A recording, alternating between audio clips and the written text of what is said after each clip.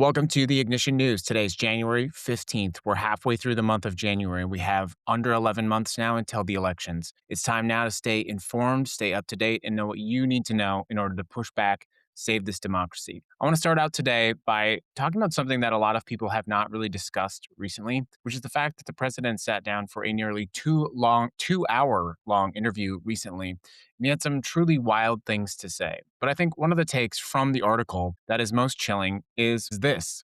This is a quote. Trump is making billions as president, and he isn't trying to hide it.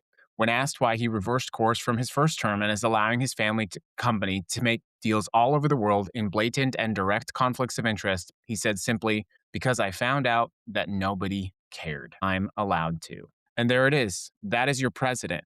Donald Trump, the 47th president of the United States, who has managed to successfully evade all forms of accountability for the 79 years that he has been on this planet.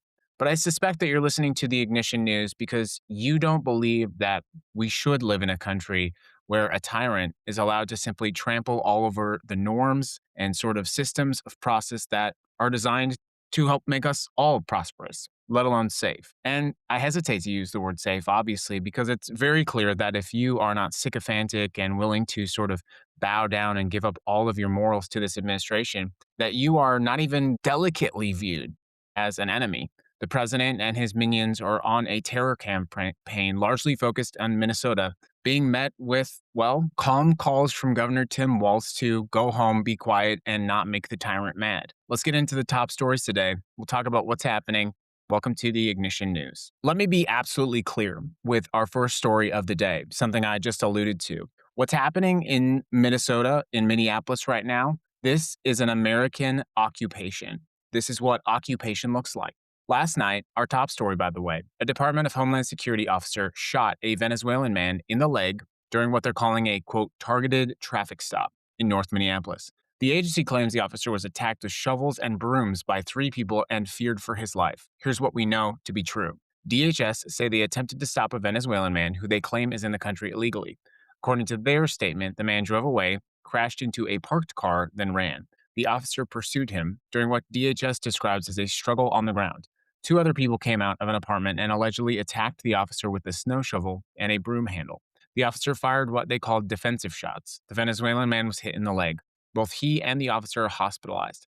The other 2 individuals are in custody. Now, here's the other side. A family member posted a Facebook video from inside their home showing people frantically calling 911 in Spanish, saying ICE officers had been chasing them for half an hour, trying to crash into him, and when he got to the house and they closed the door, the officer shot him. The family had children present, and they were terrified. Minneapolis Police Chief Brian O'Hara has been in the news a lot. He is one of the few law enforcement officials seemingly willing to tell the truth about what is happening. He said after the man was shot, he retreated into the home and refused to come out. Federal agents then entered the home. Think about that for a second. Federal agents entered someone's home after shooting someone on their property. Obviously, the shooting sparked more additional protests in the state of Minnesota. Hundreds gathered in the Hawthorne neighborhood. As the crowd grew, Minneapolis police said the demonstration turned unlawful. They claimed protesters were throwing fireworks, rocks, and ice at police. Federal agents deployed tear gas and pepper spray, and the police ordered the crowd to disperse.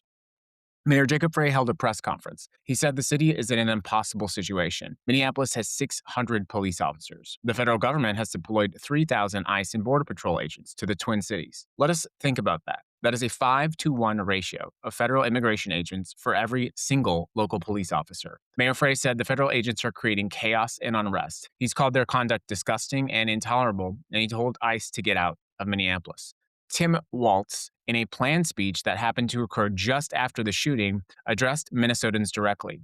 He urged residents to record immigration agents and create a record of what he called atrocities against Minnesotans. He directly called on Trump and DHS Secretary Kristi Noem to end the occupation. The city of Minneapolis put out a statement on social media telling federal immigration authorities to leave the city and state immediately. They said they stand with immigrant and refugee communities. It truly is an impossible situation. There's no doubt about that. But I want to also point out to you, as I pointed out many times, essentially the entire force of DHS is marshaled to Minneapolis, Minnesota. There is a reason they cannot mount these large-scale attacks on American cities, city by city by city. They have to go to Los Angeles, and then they have to go to Washington, and then they have to go to Minneapolis. is because they have marshaled essentially the entire resource of DHS in one particular spot. Of course, what that also means is the border is not as well protected as they claim it is, and perhaps now we're starting to realize the truth. This was never about the border at all.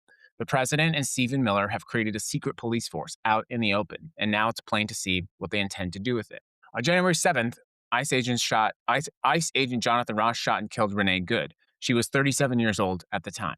A mother of three kids, 5, 12, and 6. An English graduate, a poet, and an American citizen. Let me correct the record there. She is a mother of three children, ages 15, 12, and 6. More and more Minnesotans are starting to realize how dangerous this all is, and they're starting to take to the street in protest. Online videos show everyday, average Minnesota residents showing up to protest in the street for the first time.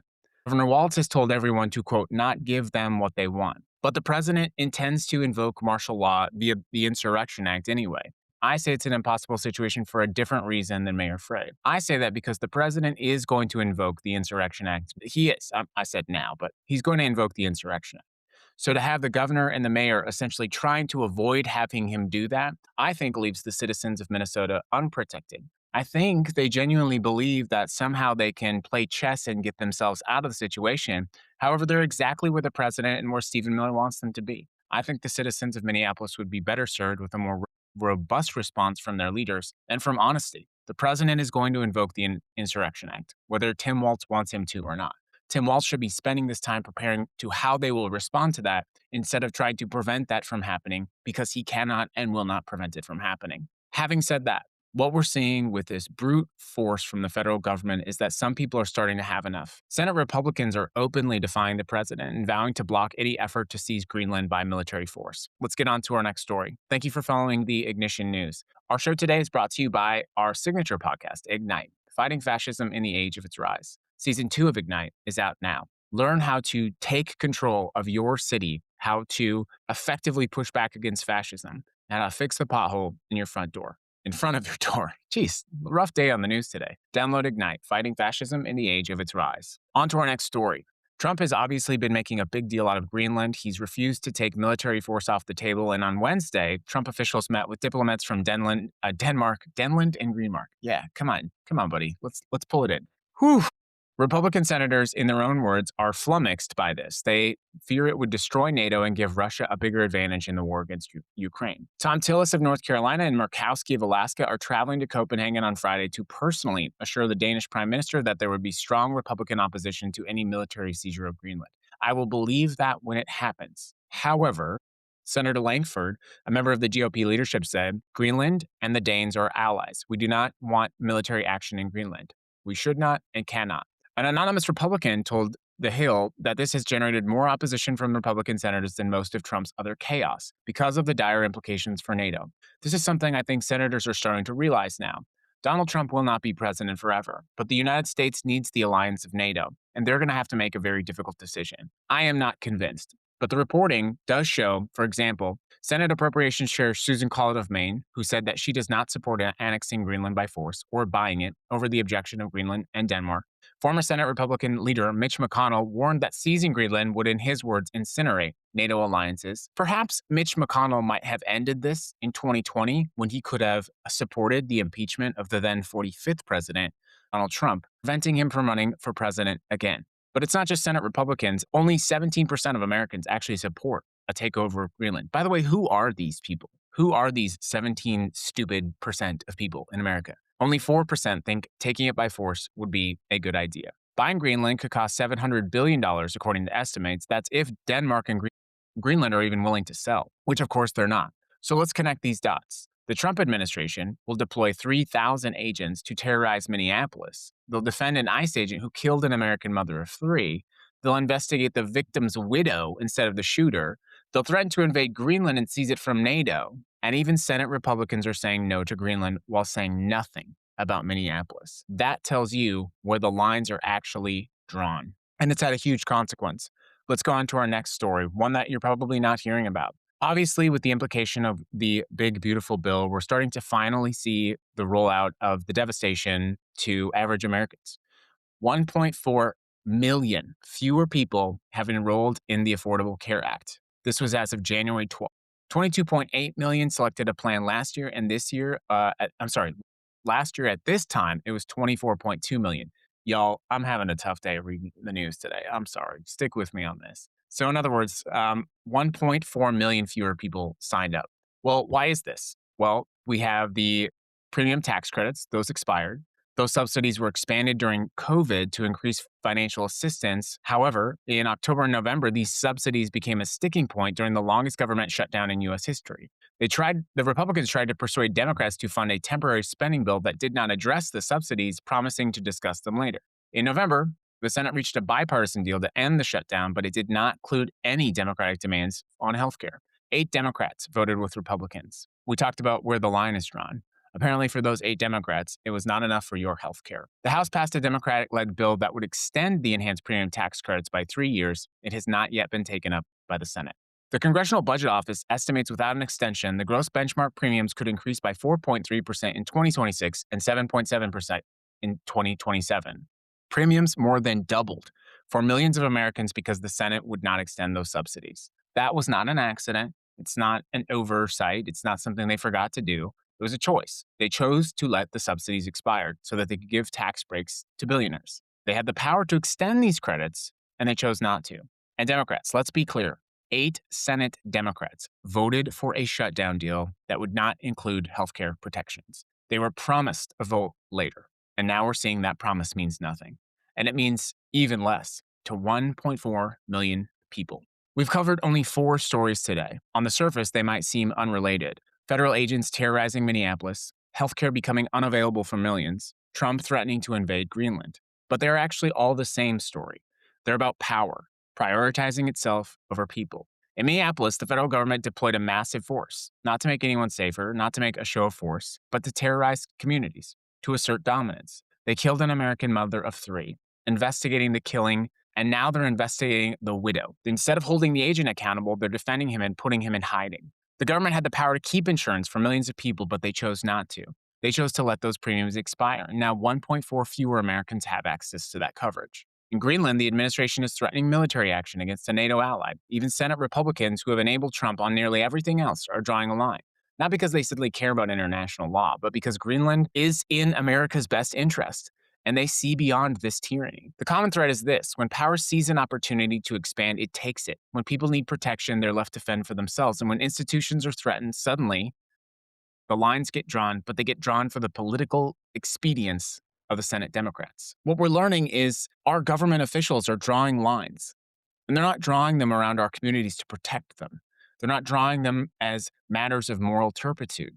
They're drawing lines to protect their own politics. They're allowing the terrorization of Minneapolis. And senators are tweeting about Iran, telling the government of Iran to leave their protesters alone, while protesters in Minnesota are getting shot with pepper spray, getting their eyes shot out in Los Angeles. The question is what we do about it. Tim Walz is telling people to record federal agents. Mayor Frey is telling ICE to get out.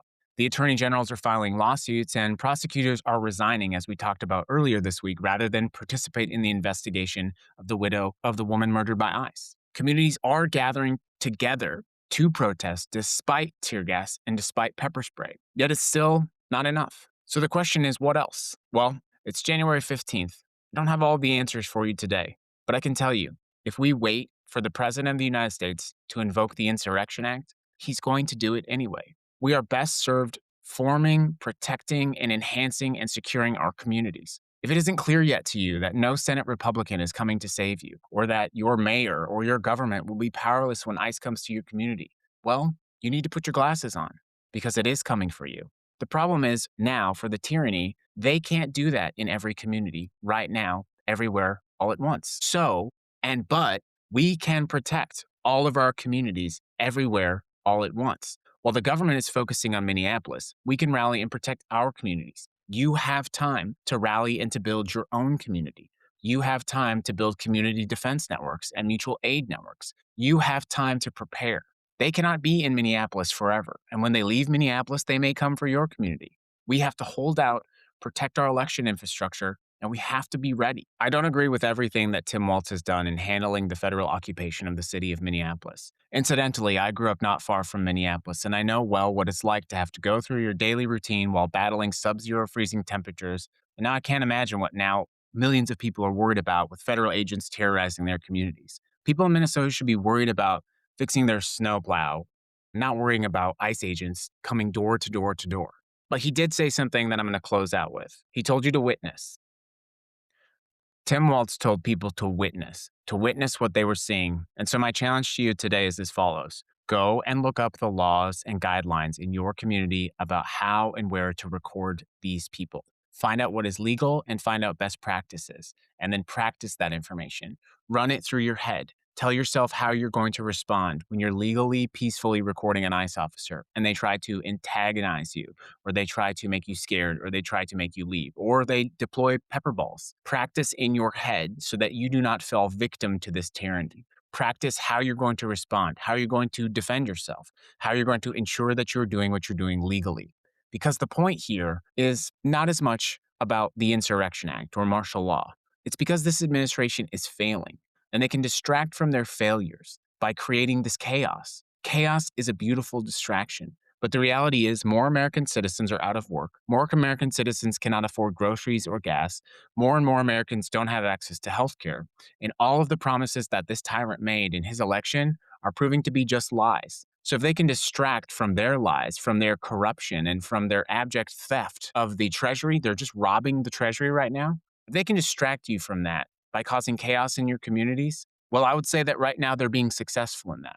But that is why I agree with Governor Walz. We have to witness, and we have to do all of the things all at once. The federal government can inflict terror and violence on your community, and they can do it 1,000 times, and they can be right one time. We have to be right every single time in how we respond. So learn, practice, and prepare to do exactly that, to witness what they were doing, to document it, to save that evidence for when there is accountability. If you don't believe there is accountability, I can absolutely understand that, but you have to do it anyway, because someone somewhere down the line may find that information and may help to bring justice at a time when there is just abject tyranny. But have hope, friends. As you can see, today I had a rough time recording, but I kept doing it.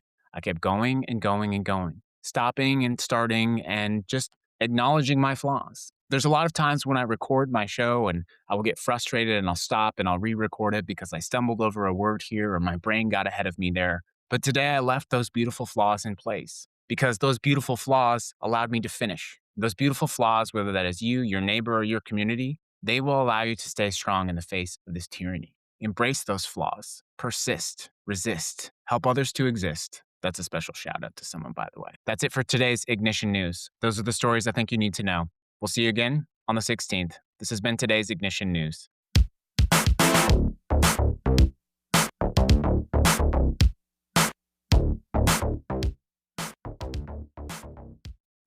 Welcome to the Ignition News, your unfiltered, uncensored source for the actual truth in what is happening in the United States of America and around the world. We are not bought by the billionaires. We are here to be your source of truth in a time where truth matters more than it ever has. Be sure to follow along with your favorite platform on Spotify, Apple Podcasts, YouTube, or Substack. Let's get busy with the truth. Welcome to the Ignition News. Let's ignite.